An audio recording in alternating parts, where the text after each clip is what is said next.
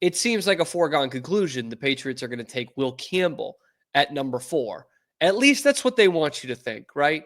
Because they have just been blowing smoke up all our asses for weeks now about how much they love Will Campbell. And Mike Vrabel would adopt Will Campbell if he could. He would let him live at his house and date all his daughters. And like, they love Will Campbell. And all the mock drafts have the Patriots taking Will Campbell because they know how desperately the Patriots need an offensive lineman. But the closer we get to this thing, there are still questions about Will Campbell. There's still questions about the Patriots' interest. And with how much we hear about how much they love him, at some point you got to be like, is this too good to be true? Are they having me on here? Because we have never heard the Patriots under any regime hype up a prospect like this one and then actually take him, right? We've not seen that.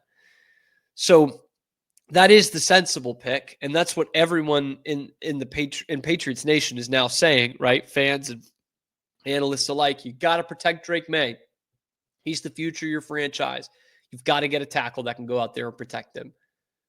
But some don't even think that's the best option.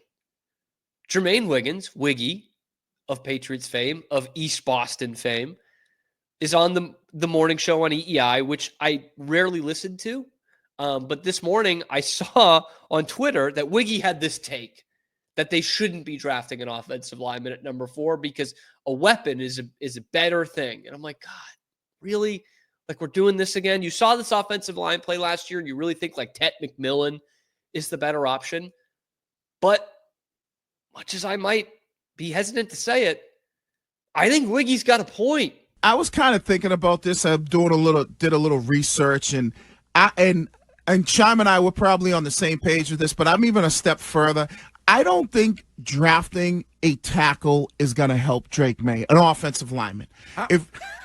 Because let me tell you why. I think it's more valuable to draft a positional player that he will act, because I think you could, especially with the 4th overall pick, or if you trade down to the 7th overall pick or whatever it is, if you're picking in the top 10, I think it's more valuable to draft a positional player that a rookie quarterback will get more help from than an offensive lineman.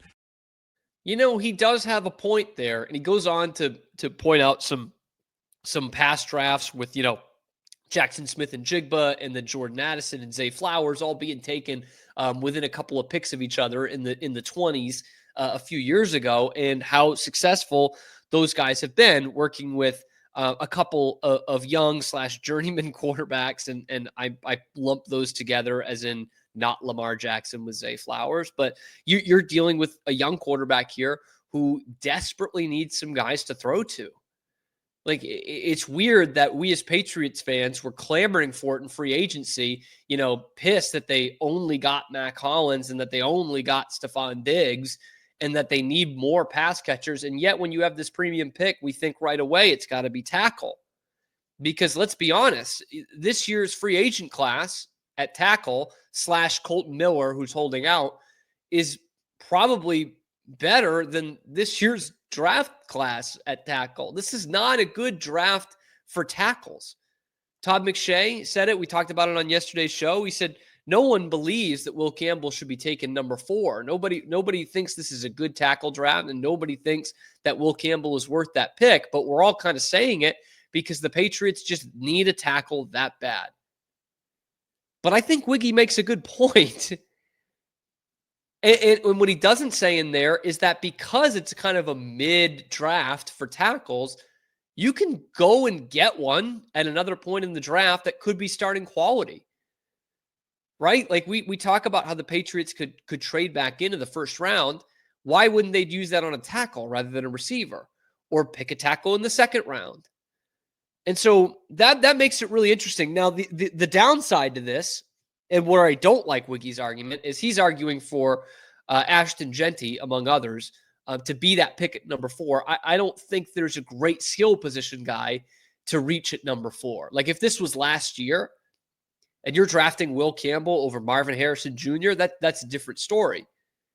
But right now, I think your next best skill position guy that would fit with the Patriots, even though they've got 2 guys locked up at this position, is Tyler Warren, the tight end from Penn State, who I love this kid. I love Tyler Warren. I think he's got a lot of Brock Bowers in him. And we've seen the use of getting a good, versatile tight end in the top 10 or 15 of the draft the last few years with Kyle Pitts, who they're still trying to figure out, and Brock Bowers with the Las Vegas Raiders. I think there's absolutely a good argument to be made that the Patriots would love to have Tyler Warren. But at number 4, it's one of the highest drafted tight ends ever. That's a tough one to justify. But I would say the same thing about an offensive guard. And yet here we are. Everyone has them picking Will Campbell. So I find this fascinating because on paper, and this is how I read it this morning, a lot of us would be like, what are you talking about? Kind of give that face that Greg Hill was giving. What are you talking about? They don't need an offensive lineman. Did you watch this shit last year? Are you kidding? They also used some bad arguments. Wiggy said that, oh, he only got sacked 34 times, Drake Maye, in 13 games. The Patriots did give up 52 sacks last year. That was 5th in the entire league. And beyond that, because that sack numbers are not incredibly high for Drake Maye, but A, he's a very mobile quarterback who can get out of the pocket, and B, he went through concussion protocol twice. That's not what you want, right? You don't want the kid taking hits to the head, whether he's out of the pocket and whether it's registered as a sack or not. You don't want him taking hits to the head. And that's not directed as a sack or recorded as a sack, but it's because the offensive lineman couldn't block. And that's why he used to get out of the pocket so much. But one thing I do also find interesting about those sack numbers is the teams ahead of them, 3 out of the 4 teams ahead of them were not great. Seahawks at 3, Browns at 2, and Bears at 1. Those are 2 teams picking inside the top 10. The Texans were at number 4. The Commanders were at number 7. They only had 2 less sacks than the Patriots. The Texans had 2 more given up than the Patriots. And what do both of those teams have? They clearly don't have good offensive lines, but those 2 teams both have young quarterbacks with plenty of weapons around them. With the Texans, you're looking at Tank Dell. They had Steph Diggs last year. With Washington, obviously Terry McLaurin. Zach Ertz had a nice year. Like, they've got guys for those young quarterbacks to throw to. And so maybe that limits, or maybe doesn't necessarily limit the sacks, obviously. They're both in the top 10. But it does show how effective your offense can be even with a bad offensive line. And if you trust Doug Marrone the way I think they trust Doug Marrone, you should be able to put some semblance of an NFL offensive line unit out there, which they really couldn't do last year. So as much as I think that show puts out bad take after bad take, this is a good take. Maybe the Patriots do need to get a weapon. I think you should be taking the best available player. Which brings me to my next point. Is anyone arguing that Will Campbell's the best available player? I think this is fascinating that all this whole offseason, when you've heard from Mike Vrabel or Elliott Wolf or the people close to the team, covering the team and are getting fed information, they all say the same thing. The Patriots are a dumpster fire. They're a mess. Take the best player available. But suddenly, the week of the draft, it's a foregone conclusion that they're going to take an offensive lineman who could be there at 10 or 12 or 15 and pick him at number 4. Is that picking the best available player? Or is that chasing a position? Because which one is it? It's one or the other here. If you're out there saying, as the Patriots, hey, we had a terrible offensive line last year, we really need to go out there and get a tackle, I think your fans buy into that.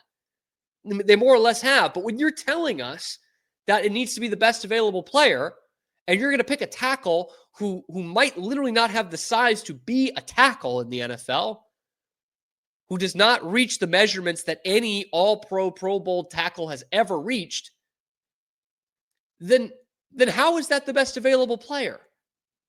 That's what I'm missing here. That's the best available guy at the position that you want, which are 2 very different things. Because to me, at number 4, Jalen Walker is probably the best available player. And then you can make an argument for a guy like Tyler Warren or Ashton Genty, whom I don't want, but you can make that argument. But it's not Will Campbell, is what I'm trying to say. And there are all kinds of ways for the Patriots to beef up this wide receiver room without, that number 4 pick. Again, they could trade back into the first round. Guys like Ted McMillan, who was once, seen as potentially a top 5 pick, could be slipping into the 20s, which is where you could trade back into and possibly get him. But I think this is the closer we get to this draft, the more we realize this draft stinks. It really does. There's no position group that is feeling great about this draft. There's no GM that's like, man, this is where we're really going to strike it big. And we say that about tackle all the time, but it's really the same way about wide receiver as well. Ted McMillan is the number 1 guy on the big board. I see too many similarities to a guy like N'Keal Harry for me to be comfortable. Matthew Golden is now probably going to be the first receiver taken, the kid out of UT. But looking at some of the other ones, I look at Jaden Higgins, who's 3rd or 4th on any board that you see. So could be a mid to late second round pick. Jaden Higgins from Iowa State. He's the same size as Ted McMillan, which everyone raves about his size, 6'4", can go out and get the jump ball. Jaden Higgins is the same size and was arguably more productive. 140 catches in the last 2 seasons, 2,100 yards in the last 2 seasons. The draft write-up says, explodes off the line, sticks his foot in the ground at the top of routes. He creates late separation with his hands, provides the quarterback's big target. Settling in windows against zone looks. That's exactly what we're saying about Ted McMillan. It's the same thing. But you can get him in the mid-second round, maybe early second round, rather than having to trade back into the first round. Emeka Egbuka from Ohio State, same thing. Good downfield, a good yak guy. The kid from Missouri who's listed after him, what's his name? Luther Burden, who was once seen as kind of a first-round pick potentially. Same thing, yak guy. Small hands, so he's not going to go as high as he maybe should in the draft, but he makes guys miss in the open field. Big-time yak guy. That's a playmaker. That's another Pop Douglas. I would go and take him in the middle rounds, day 2, day 3 pick. Why not? He's listed as the 6th wide receiver with an 86 grade. By the way, and this is from ESPN, Jaden Higgins from Iowa State is an 87 grade. Ted McMillan's only an 89. So we're not dealing with a huge difference there. And I think there's some guys you can get at the end of this draft, by the way. The Jake Beshes and the Jalen Noels of the world, a couple other Big 12 guys. Jalen Noel also playing special teams for Iowa State. You'd love having that versatility. So you don't have to trade back and get somewhere 8 or 10. I think that would be a great move if you're looking for Tyler Warren, but you don't need that for a wide receiver. You don't need that for Ted McMillan. You can get Ted McMillan in the 2nd or 3rd round, which leads me to my final point about this in the wide receiver room, which is this proposed Kayshon Boutte trade. Because at first I saw this was reported by, I want to say Sports Illustrated had it out there, that the Patriots could be willing to trade Kayshon Boutte in a deal close to the draft. And at first I'm like, yeah, okay. Like everyone in this wide receiver room is expendable, right? But then you think, what are you getting for Kayshon Boutte? He's productive this year. He's younger than Javon Baker and Jalen Polk, actually. But realistically, what are you getting for him?